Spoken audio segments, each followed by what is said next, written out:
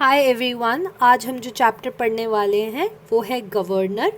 ये आपकी unit number 3 का चैप्टर नंबर 1 जो कि राष्ट्रपति ऑलरेडी आपके चैनल पर जा चुका है। यूनिट 1 का लेक्चर अगर आपने नहीं सुना है, सॉरी चैप्टर 1 का लेक्चर आप वो सुन सकते हैं। वो इसका फर्स्ट पार्ट था जिसमें हमने भारत के राष्ट्रपति के बारे में जिक्र किया था। ये सेकेंड पार्ट है जो कि है गवर्नर ऑफ इंडिया। ठीक है, तो हम लोग गवर्नर ऑफ इंडिया आज की क्लास में डिस्कस करेंगे। इससे पहले वाले लेक्चर राष्ट्रपति के ऊपर था। देखिए, जब मैं राष्ट्रपति और गवर्नर दोनों को कंपेयर करूं आपके लिए इजी करने के लिए, आप इतना समझ लो, अगर आपने राष्ट्रपति का चैप्टर ढंग से सुना है, समझा है, आप उसके फीचर्स, क्वालिफिकेशन, पावर समझ सकते हो, तो गवर्नर का चैप्टर आपको ज़्यादा डिफिकल्ट नहीं लगेगा। कारण क्या? जिस प्रकार का काम राष्ट्रपति सेंटर पर करता है, बिल्कुल उसी प्रकार का काम गवर्नर स्टेट्स में करता है, यानी राज्य पे करता है। पहला पॉइंट जो आपको याद रखना है, कई बच्चों का ये कन्फ्यूजन है, क्या इंडिया का कोई गवर्नर होता है? नहीं, गवर्नर एक ऐसी पोस्ट है जो सिर्फ और सिर्फ कहाँ पर होती है? राज्यों में होती है। ठीक है, ये सेंटर पर नहीं होती है।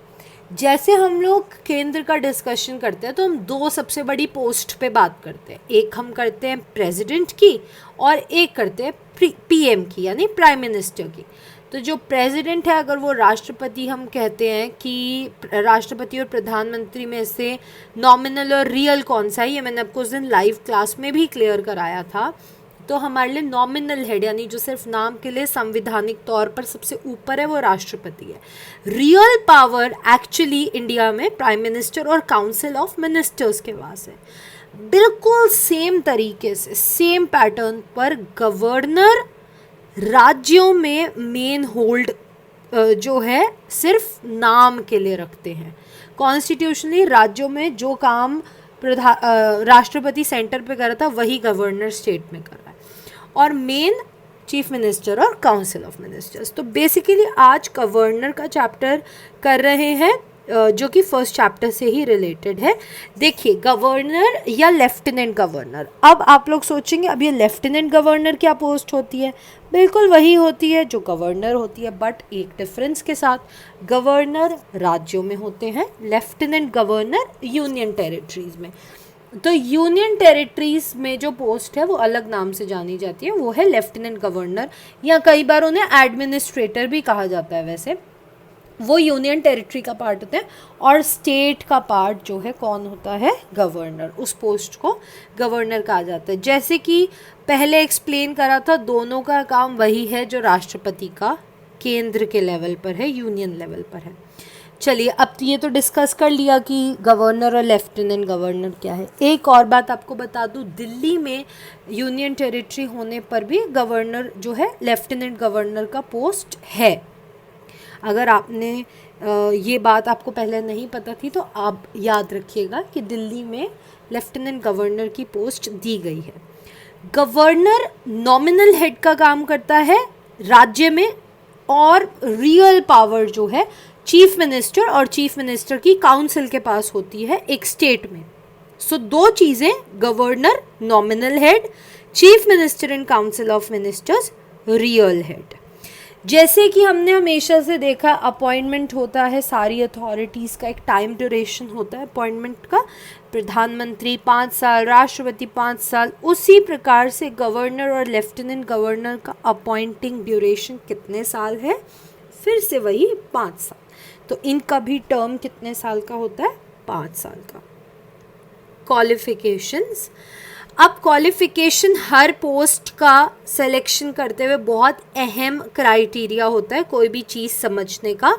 भारत के संविधान के आर्टिकल 157 और आर्टिकल 158 स्पेसिफाई करते हैं एक गवर्नर को एलिजिबिलिटी के लिए क्या क्या चीज़ें चाहिए होती है।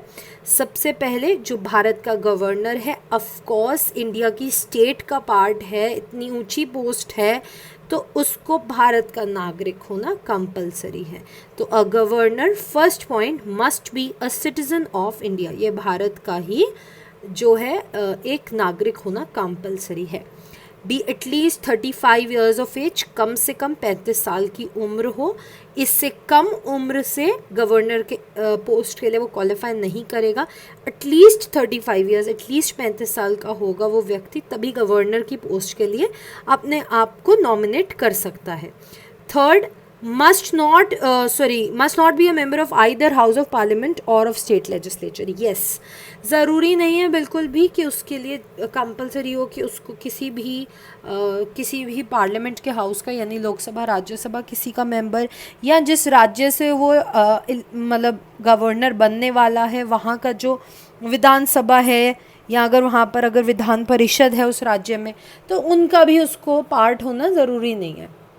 लेकिन यहाँ पर एक इम्पॉर्टेंट बात है, पहले मैंने आपको क्लास में भी समझाई थी, जो हमारी इससे रिलेटेड प्रीवियस क्लास हुई थी, लेकिन जिन बच्चों ने वो अटेंड नहीं करी है उनके लिए मैं ये पॉइंट रिपीट कर दूँ कि इसका मतलब ये नहीं होता है कि आपको बिल्कुल ज़रूरी है कि आप कुछ भी क्वालिफ़िकेशन ना रखते हो। आपको बिल्कुल इतना क्वालिफाइड तो होना पड़ेगा कि कल को बाई चांस आपको इमेजिन करा जाए उस सिचुएशन में, वैसे तो आपको नहीं होना है मेंबर, बट अगर आपको देखा जाए कि आप उस पोजीशन के लिए सूटेबल हो, तो कम से कम आप में इतनी क्षमता तो हो, आप में इतनी कैपेसिटी हो कि आप दोनों में से किसी भी हाउस का इलेक्शन जीतने के लायक बन सकते हो। फाइनली उसके पास कोई ऑफिस ऑफ प्रॉफिट नहीं होना चाहिए। ऑफिस ऑफ प्रॉफिट का मतलब होता है आप इतनी रेप्यूटेबल, इतनी इम्पॉर्टेंट पोजीशन पर अगर राज्य में हो, भारत सरकार के अंदर हो, तो आप कहीं और से ऐसा कोई काम ना कर रहे हो, कोई और आपका कमाई का सोर्स ना हो जहाँ से आपकी पोजीशन के ऊपर किसी तरह का कोई दाग लग सके। गवर्नर की बहुत सारी अलग अलग पावर्स होती हैं। अगर मैं फर्स्ट पावर डिस्कस करूं तो वो है एग्जीक्यूटिव पावर। अब देखिए, एग्जीक्यूटिव और लेजिस्लेटिव, एक का काम इसमें से है लॉ बनाना, एक का एग्जीक्यूट करना। उसी प्रकार से जब गवर्नर एग्जीक्यूटिव पावर की बात करते हैं तो वो पावर्स होती हैं जो प्रशासनिक चीज़ों से जुड़ी हैं, जैसे स्टेट में, राज्य में क्या अपॉइंट होगा, कौन सा पुलिस ऑफिसर, आईएएस ऑफिसर, किसको हटाना है, ट्रांसफ़र करना है, किस तरह का ऑफिसर लाने की ज़रूरत है, प्रशासन में क्या चेंजेस की ज़रूरत है, बदलाव कैसे हों, एग्जीक्यूटिव में आता है। लेजिस्लेटिव पावर आती है लॉ बनाने से, ठीक है। लॉ बनाने से, अब आपकी जो स्टेट है उसमें विधानसभा, विधान परिषद 2 हैं। हो सकता है आपका राज्य छोटा हो तो वहाँ पर विधान परिषद नहीं होगा, सिर्फ विधानसभा होगा। तो विधानसभा, विधान परिषद दोनों हैं तो दोनों से जुड़ा काम, एक है तो एक से जुड़ा काम। तो ये काम करना गवर्नर के लिए कौन सा होगा? Legislative power. डिस्क्रिशनरी, डिस्क्रिशन का मतलब होता है अपनी स्वयं, अपनी इच्छा पर, अपनी मर्जी पर। तो डिस्क्रिशनरी पावर, गवर्नर के पास एक ऐसा अधिकार है जो वो अपनी मर्जी से कर सकता है, ठीक है। अब ये आता है नेक्स्ट, फाइनेंशियल पावर। तो ऐसा है कि हर राज्य का अपना एक बजट होता है, जैसे केंद्र का होता है ना जनरल बजट, उसी हिसाब से राज्य का होता है स्टेट बजट। अब हर बारी स्टेट बजट पे जो चीज़ें डिस्कस होनी है, कितना पैसा निकाला जाएगा कंटिंजेंसी फंड से जो हमारा स्टोर करता है, इंडिया का पैसा कहाँ आ रहा है, कैसे खर्च हो रहा है, ये सेंटर पे होता है, ऐसे ही राज्य में भी होता है। तो जो राज्य का देख रेख है, हर राज्य का अपना अपना गवर्नर ये देखता है कि बजट में क्या कमियां हैं, कैसे पूरा करना है सॉरी। उसके बाद फाइनेंस कमीशन होता है स्टेट में, वो भी गवर्नर जो है बनाता है साथ में। सो बेसिकली ये सारा जो है आपका फाइनेंशियल पावर समझाता है एक गवर्नर की क्या होती है। जब मैंने आपको वहाँ डिस्क्रिशनरी पावर बताया, तो डिस्क्रिशनरी पावर में ये है कि जैसे सपोज कर लो केंद्र पर भी तो ऐसा होता है कि एक व्यक्ति पूरी जो है इलेक्शन नहीं जीत पाया मेजॉरिटी से, तो आप क्या करते हैं? गठबंधन की सरकार बनाते हैं, कोलिएशन गवर्नमेंट बनाते हैं। वो डिसीजन कौन लेता है? राष्ट्रपति। वो बुलाता है एक ऐसे व्यक्ति को जो उसको लीडर लगता है एक कोलिएशन पार्टी का, और फिर वो बंदा पार्टी बनाता है। उसी हिसाब से गवर्नर अपनी मर्जी से, अगर कोई उसे लगता है कि राज्य की कोई पार्टी मेजॉरिटी से नहीं जीत रही है, तो गवर्नर अपनी मर्जी से मेजॉरिटी की जो गठबंधन की सरकार है उसका कोलिएशन बना के वहाँ से एक कैंडिडेट चूज़ कर सकता है। दूसरी बात, अगर एक राज्य में कभी मान लो कोई ऐसी सिचुएशन आ जाए, कोई ऐसे हालात आ जाए जो संभाले नहीं जा रहे हैं चीफ मिनिस्टर से, मान लो सरकार गिर जाए, बिना अपना टर्म ऑफ 5 साल पूरा किए हुए ना सरकार गिर गई किसी कारणवश, उस समय पर गवर्नर प्रेसिडेंट रूल लगा सकता है। इमरजेंसी कहते हैं जिसको, राज्य वाली इमरजेंसी, वो लगा सकता है। ऐसे में या और किसी फाइनेंशियल अगर मान लो कोई दिक्कत आ जाती है, कुछ हो जाता है ऐसा जहाँ पर गवर्नर ऐसी चीज़ लगा सकता है, ऐसी पावर यूज़ कर सकता है, वो डिस्क्रिशनरी होती है, ऐसी यानी वो अपनी मर्जी से कर सकता है उसको, ठीक है। उसके बाद जब अपनी जो राज्य है उसमें क्या हो रहा है, क्या नहीं हो रहा, क्या काम होगा, कैसे होगा, इसकी रिपोर्ट वो अपने राष्ट्रपति को, देश के राष्ट्रपति को सबमिट करता है। फिर आपने मनी बिल सुने होंगे, जो मनी बिल होता है उसको अपना अप्रूवल देने से मना कर सकता है, रोक सकता है। जैसे राष्ट्रपति रख सकता है अपने पास, वैसे ही गवर्नर भी रख सकता है, ठीक है।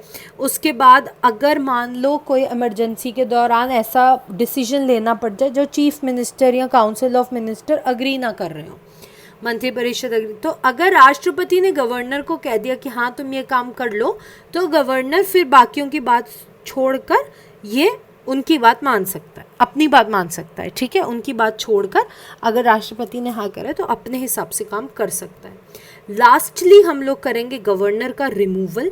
तो देखिए, गवर्नर जैसे इम्पीचमेंट का प्रोसेस मैंने आपको राष्ट्रपति में बताया था, गवर्नर इम्पीच नहीं किया जा सकता, गवर्नर इम्पीच नहीं किया जा सकता। इंडिया में इम्पीचमेंट का प्रोसेस सिर्फ राष्ट्रपति के लिए है, लेकिन गवर्नर को 2 तरीके से हटाया जा सकता है। या तो गवर्नर खुद से अपनी पोस्ट पे रिज़ाइन दे दे, ठीक है, खुद से मना कर दे कि मुझे नहीं करना, या फिर जो राष्ट्रपति उसको लगे कि गवर्नर ने कोई ऐसा काम किया है जो उसकी पोजीशन के खिलाफ है, जो हमारे देश की यूनिटी के खिलाफ है, उसकी पोस्ट की गरिमा को ख़त्म कर रहा है, ऐसे में राष्ट्रपति किसी बहुत पक्के कारण के बिना पे, सिर्फ एक सबूत, बहुत अच्छा स्ट्रॉन्ग कारण होगा, तभी जो है राष्ट्रपति गवर्नर को हटा सकते हैं। तो ये हमारा जो पूरा चैप्टर है गवर्नर का यहाँ पर ख़त्म हो जाता है। आप लोगों को